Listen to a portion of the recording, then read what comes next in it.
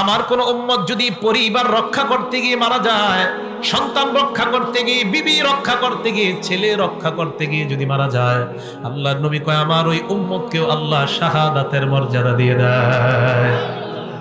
11 নম্বর, এটাও নাসাঈর 4095 নম্বর হাদিসের বর্ণনা।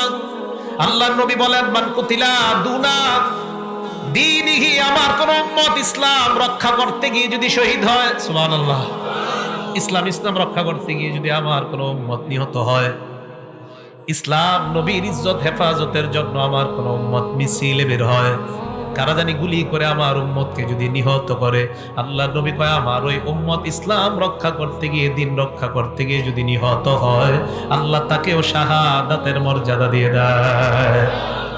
12 নম্বর, এটাও নাসাঈর 4095 নম্বর হাদিসের বর্ণনা।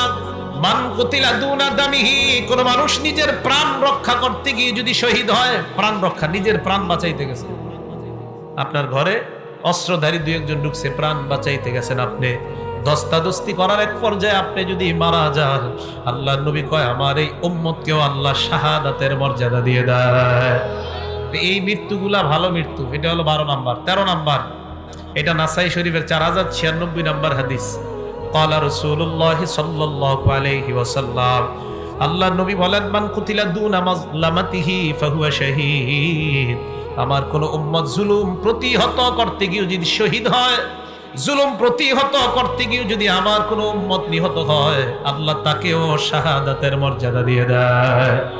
আপনি জুলুম বাধা দিতে গেছেন, আপনারা মাইরা ফেলছে, আপনি শহীদ, আল্লাহ এই মৃত্যুটাও ভালো মৃত্যু, সুবহানাল্লাহ।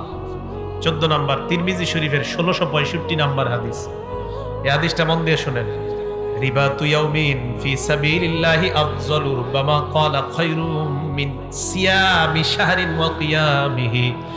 আল্লাহ রাস্তায় গিয়ে যদি কেউ এক রাত্র পাহারা দেয়, কেউ যদি আল্লাহর রাস্তায় গিয়ে একদিন পাহারাদারি করে, এক মাস রোজা রাখলে আর রাতের বেলা তাহাজ্জুদ পড়লে যে সওয়াব, এক রাত পাহারাদারি করলে আল্লাহ তাকে সেই পরিমাণ সওয়াব দিয়ে দেয়।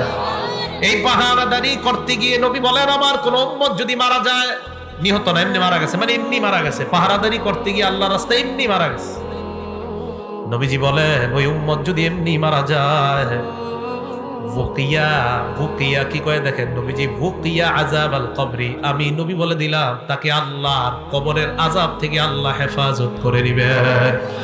শুধু তাই নয়, ওয়া নুমিয়া লাহু আমালুহু ইলা ইয়াউমিল কিয়ামা, তার আমল আল্লাহ বাড়াইতে থাকবে, বাড়াইতে থাকবে, কিয়ামত পর্যন্ত তার আমল শুধু বাড়তেই থাকবে, বাড়তেই থাকবে, কমবে না।